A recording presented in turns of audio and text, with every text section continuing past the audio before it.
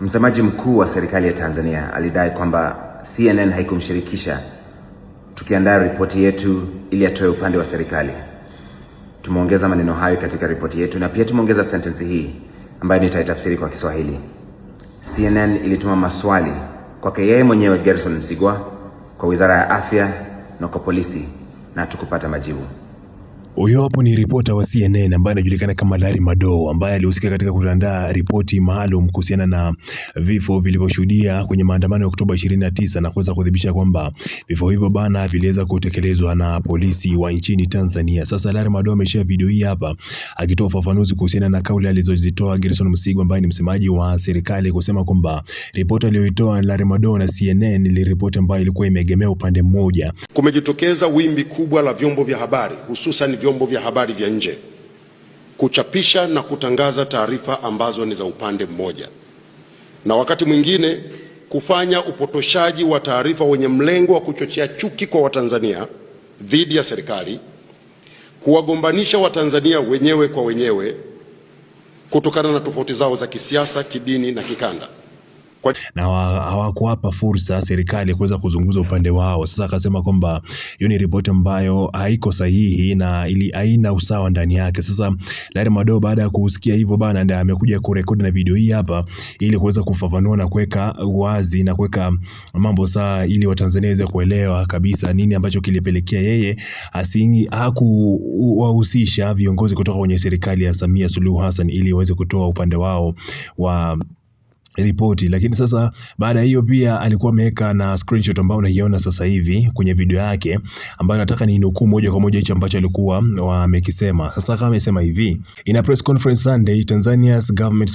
spokesperson Gerson Msigwa called the investigation a biased report intended to mislead and incite, accusing CNN of not giving Tanzanian authorities opportunity to respond. CNN sent detailed questions to Msigwa, the police and the country's Minister of Health, but did not receive a response. Tafsiri yake ikiwa ni kwamba katika mkutano na waandishi wa habari, msemaji wa serikali ya Tanzania Gerson Msigwa aliita ripoti ya CNN kwamba ni ripoti ambayo ilikuwa imeegemea upande mmoja, ambayo ilikuwa na nia ya kupotosha na pia kuchochea, akiwa anawashutumu CNN kwa kutowapa serikali ya Tanzania nafasi ya kujibu ama kueleza kwa upande wao. Anasema kwamba CNN walituma maswali ya kina kabisa kwa Msigwa, wakatuma na maswali mengine pia kwa polisi na wengine kwa serikali kiujumla, lakini hapa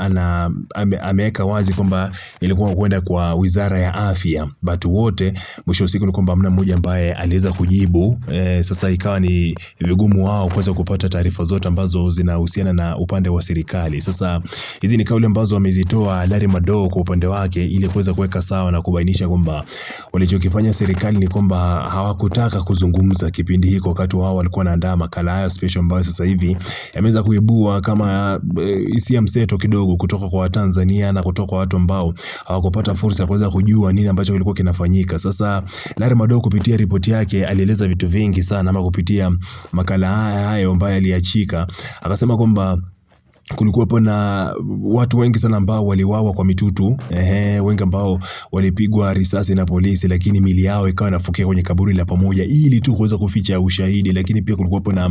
picha za ushahidi ambazo alizitoa, picha za satellite ambazo zilikuwa zinadhibitisha kwamba risasi nyingi ambazo zilihusika katika kuua waandamanaji ni risasi ambazo zilikuwa zinafyatuliwa na polisi nchini Tanzania, kitu ambacho jeshi la polisi limetokea kukanusha, lakini pia serikali ya Tanzania imetokea kukanusha. Sasa kwa hiki ambacho amekisema Larry Madowo, nadhani kwamba kimeweza kudhibitishwa pia kwenye ripoti ama kwenye mkutano wa waandishi wa habari ambao alikuwa anaufanya, sababu mwisho wa siku Gerson Msigwa alikuwa anahutubia waandishi wa habari na vyombo vya habari vya kutoka Tanzania tu, hakukuwa na vyombo vya habari vya kutoka nje, kwa mfano Al Jazeera, BBC ama CNN hawa, si ndio? Sasa hii inaleta picha na taswira kamili kwamba kuna namna ambayo serikali imeamua kudhibiti vyombo vyao wenyewe, na taarifa zote ambazo zinatokea Tanzania wenyewe alisema kwamba wanaripota ama wanahabari wa Tanzania pekee ndio wana uwezo kuweza kuripoti nini ambacho kinafanyika katika taifa hilo. Kwa hiki ambacho amekisema Larry Madowo kuhusiana na ripoti yake na kuhusiana na namna ambavyo serikali ilikataa kujibu maswali yake, wewe una maoni gani? Naomba drop pale chini kwenye uwanja wa comment.